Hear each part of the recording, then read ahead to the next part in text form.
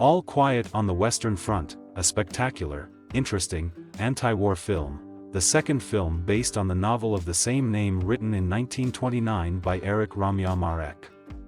This anti-war film, directed by Edward Berger, produced in Germany, is about a young German boy named Paul Bähmer who is told that at the end of the First World War, with the naive enthusiasm of a teenager, he and his friends enlisted in the German army, and after receiving their combat uniforms, they went to the battlefield, eagerly waiting for a series of easy exercises and full of events.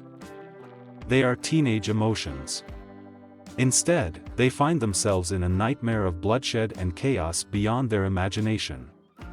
There are several climactic anti-war scenes in the film. Paul Bähmer and his friends find themselves exposed to the realities of war, and their first hopes for becoming a hero are lost, because, at the same time with the shock that has been inflicted on them, they do their best to survive. Rowan's story is well-paced and terribly and tragically good. And this is thought-provoking when we realize that the same story was certainly repeated over and over again during the World War. The most important thing that the movie has been praised for is being faithful to the book. Mark writes at the beginning of the book, "This book should be neither an accusation nor a confession, but rather an adventure, because death is not an adventure for those who face it head-on. It will simply try to speak of a generation of men who, though they may have escaped their own shell, were destroyed in the war."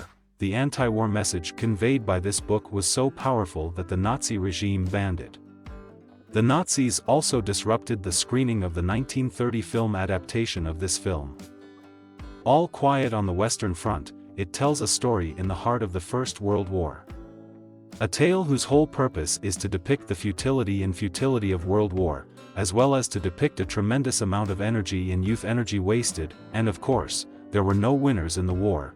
To depict such a story, you need an excellent director, very good actors, there are skilled production agents, and honestly, it is so well believable that you can imagine yourself in the middle of the war scenes.